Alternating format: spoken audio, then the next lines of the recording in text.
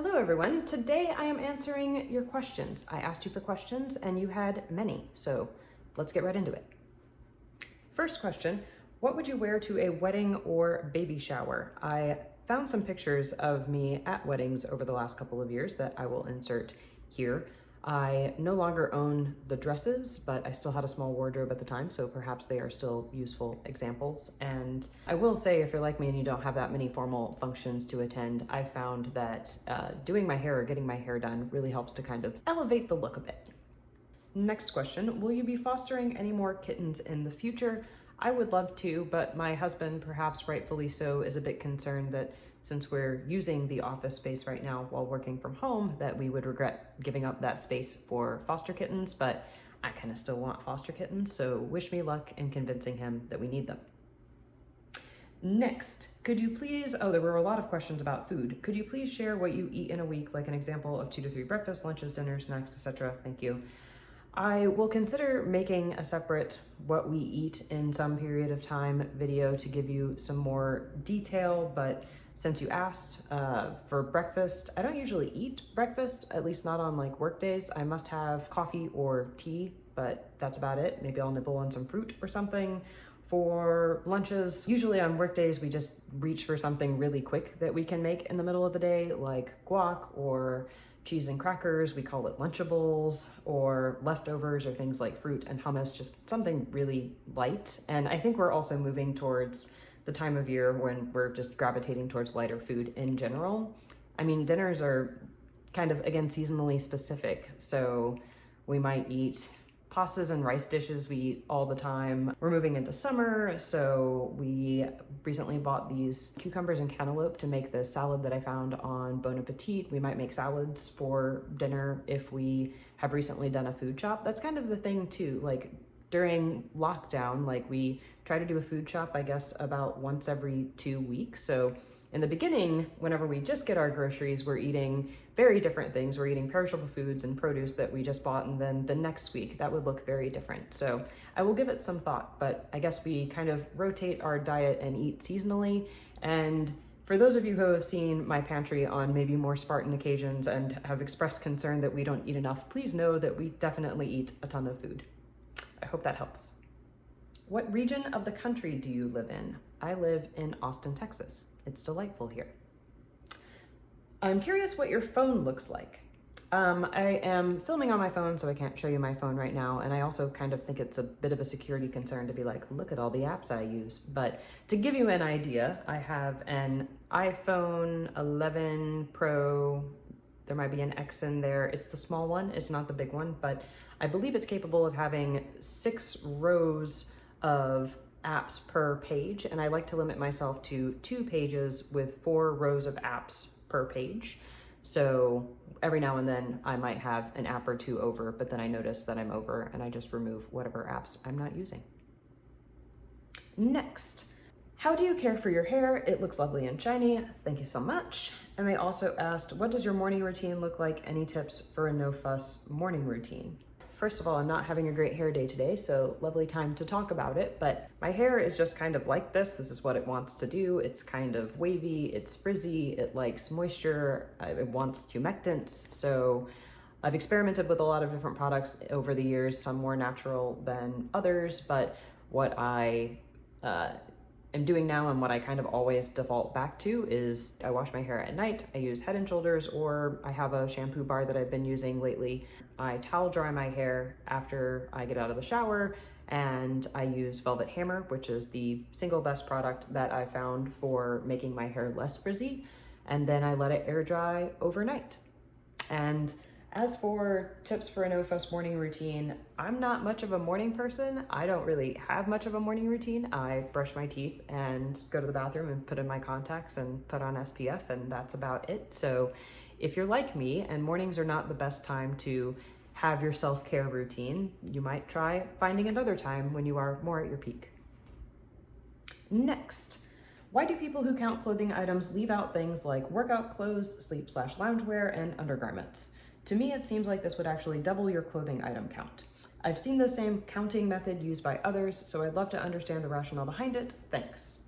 And then there was this whole ensuing conversation where one person brought up a valid point, I think, is that in one of my videos, I referred to my core wardrobe, the 30 items in my core wardrobe, as all of the clothing that I own, and that is not entirely accurate. I do have things like loungewear, gym clothes, a swimsuit. I will show you all of that now. In my closet, we have my core wardrobe, which you have seen before, but there are also some pieces in here that I do not consider part of that core wardrobe. So back here, I have 2 sets of pajamas. I used to fold them, and then somebody had the suggestion of just using the closet space and hanging them. I thought that was a great idea, so that's what I do now. And then up here in the corner, I have a 17-liter backpack where I store various items of ski clothing. I also keep some articles of clothing in my nightstand or in the bottom 2 drawers of my nightstand, which I have shown recently, but in the bottom drawer, that is where I keep bras. And then in this drawer, some things are in the laundry, but this is where I store my socks. My underwear usually go there, but I need to do laundry immediately after this video. I also have a pair of workout pants and 2 workout tops. I have 2 sweatshirts, and I have 2 lounge shirts as well that usually live in here, but are currently in the wash. So I do have more than 30 items of clothing in total, but those items are not something that I consider to be a part of my core wardrobe. My core wardrobe is what I call day wear or street clothes. It is what I would wear when I'm leaving my house, going about my normal daily activities, and these other items of clothing are not things that I, for example, plan outfits around. If I'm being lazy and wearing a lounge shirt and I need to go run an errand, will I change? Probably not, because I can't be bothered, but it's not something I actually plan an outfit around. So I hope that distinction makes sense. And before I move on, I want to say a brief thing about numbers, which is that I think they can be a really useful goal setting device. Especially, I found it to be really useful to think about numbers whenever I was first starting to declutter my wardrobe. That sort of helped motivate me to reach those goals. But now I rely more on the spaces where I store my clothes and allowing them to tell me what they can hold. You saw in my nightstand, that's a finite amount of space, so I can't have more lounge clothes than can fit into that space. And I have a similar way of thinking about the visible space in my closet. So if it's useful for you to count everything that is technically a fiber that touches your body as an article of clothing, then use number counting or however you want. But I just want to point out that there are other ways to also consider sort of the bounds of your wardrobe, and that's kind of what I use more so now. Next question. What was your motivation for minimalism when you first started, and has it changed over time? Yes, it has definitely changed over time, and I've made a couple of videos, one maybe a little over a year ago about my goals at the time, and then one more recently about life after decluttering. So I will link those in the description below if you haven't seen it, if you want more detail around this topic. But for me, it really all started in my closet, and then it became a principle that I applied throughout my home. And now that COVID has kind of happened and we're using our house for a lot more than we used to, some parts of my house might not make me feel like much of a minimalist at times, but it kind of reminds me of people who say that they're spiritual but not religious. It's like, I'm not super dogmatic about minimalism, but I know that I still practice it even if my house doesn't always look that way. Next question. What kind of work do you do? I have always been curious, since you are able to wear jeans to work and you are very analytical, well-spoken, and numbers-oriented. I wondered if those qualities factor into your work life at all. And then somebody replied, I've wondered the same. A vested interest is a financial or legal term, so I'm guessing finance. It would be fun to know if I'm anywhere close to right. I don't mean to be a tease, but I want to keep my personal and professional life separate from what I share here. So I'm not actually going to give you the answer, but I will tell you that you are not close to right. Hello, me from the future. I already packed away my tripod, but I just realized that I accidentally skipped over one of the meatiest questions that I was asked, so I'm going to give you an answer. Someone asked, I was curious to know what you and your husband think about having kids. They also said some really sweet things that I appreciated, but to stick to the actual question, we are undecided. I think there are a lot of really magical parts about having a child or being a parent that seem really appealing, and then there are a lot of really not attractive aspects of having a child that I do not anticipate enjoying, but I'm not super swayed in one or the other direction. And this reminds me of when decluttering, there's this sort of philosophy that if something is not a hell yes, then it's a hell no. So if kids aren't really like a hell yes for me at this point, I'm not going to really bother with worrying myself about it. I think we have a few years to make a decision, but it is an interesting thought exercise. I have considered different scenarios, like as a minimalist, if I were a parent, like could we have a baby shower and should we have a baby shower? But like if we had one, how could we encourage people to stick to the list and not buy other things that we don't actually want? Maybe they could donate to the kids 529 plan or to a charity or something. Or would we need to get a bigger house, or what types of toys would we buy for our kid? There are all sorts of really interesting questions that I do think about, but as for the actual, like, are we planning to have kids? Not currently, but we will wait and see. Next, can you talk about what made you choose your current home? What changes you made to the house other than the wood and paint in the guest bed? Good question, interesting question. I wrote 3 answers down so I would remember them. They are location, quality of finishes, and layout. So location, it's pretty centrally located for our city and between where me and my husband work. It also, for quality of finishes, it has really high ceilings. So our house has a pretty small footprint. It's about 1,100 square feet, so it's not big, but the high ceilings make it feel a lot bigger than it is in real life. I also love the concrete floors. It was just sort of made well, and we appreciated that. And then finally, layout. My husband and I like walls. We like a clear division of space. So even though our home is pretty small and kind of needs to be open, there's still a little bit of division of space with things like the entryway and the archway between our living room and the kitchen diner. So I hope that answers your question. Oh, and as for changes that we've made to the house other than the guest room, I made a video whenever we renovated our master bathroom a little while back ago. We also painted this room, our master bedroom, and we've changed out a couple of light fixtures. We added these sconces. That's about it. I have one question. What is your name? My name is Mel. Next, can you make a video talking about how you care for and wash your clothes to keep them lasting longer? Maybe also talk about frequency of wear between washing. I got a lot of questions about laundry, and honestly, I think that would be the most boring video that I could make. We wash things in the machine and we dry what can be dried. We don't have any kind of special laundry routine, but I think the single biggest contributing factor to my clothes lasting as long as they have is, as the commenter implied, wearing my clothes a lot more between washing. So if I go out and do a lot of yard work, then I'm not going to try to wear those items of clothing again. But if I can, usually under normal circumstances, I would try to get maybe between 2 to 4 uses out of a shirt, depending on what I'm doing, hopefully longer for pants if they don't stretch out. Sweaters, I wash as infrequently as I can. It's a very delicate fabric usually. But I guess there's another contributing factor now is kind of COVID. So if I'm going out and public wearing something, then I am much more likely to launder it sooner than I otherwise would. But other than that, I don't really have anything special about my laundry routine, but I do think that spacing out time between laundering does help.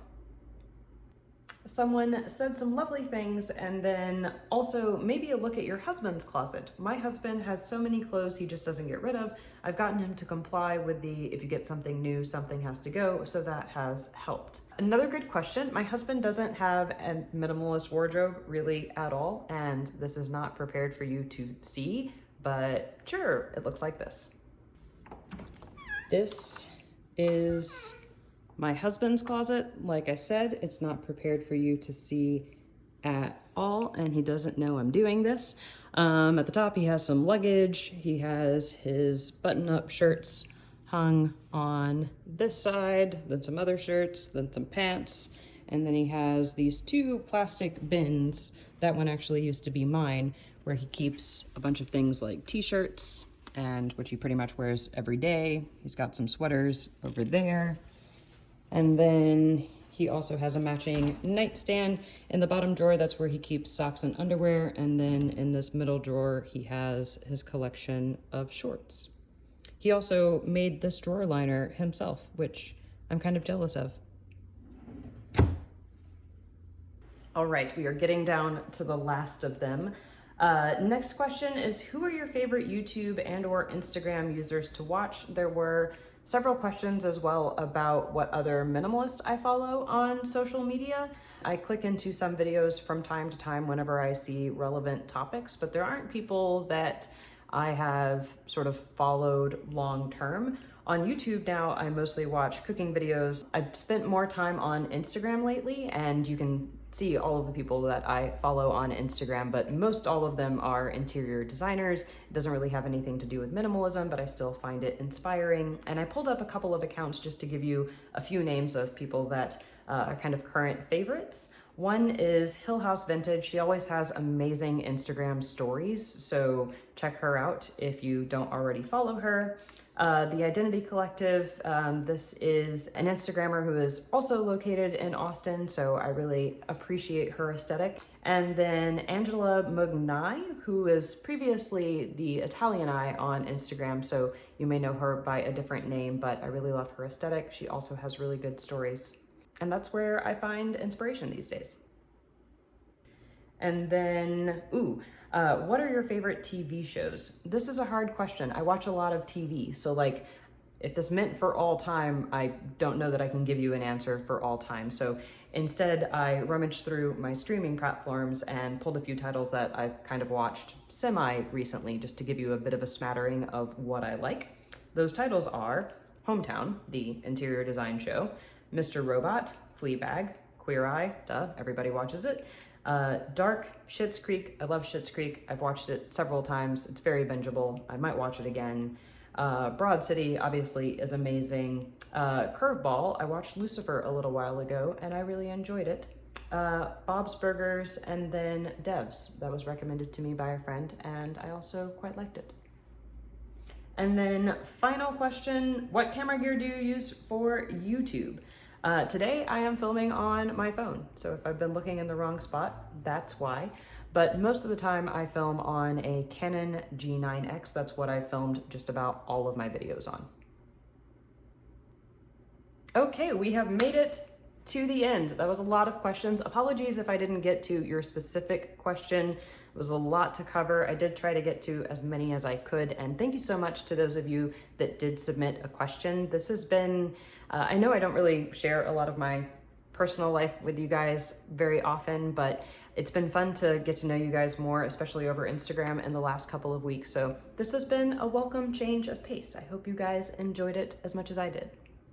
There were also quite a few video topic ideas. If you submitted more of a video topic than a question, then know that I have taken note of that and it's inspired some ideas that I am excited to make for you guys in the next coming weeks. So look out for those from me. All right, that's gonna be it from me today. As always, thank you so much for watching. Please stay safe out there. It's dangerous times, and I will see you next time.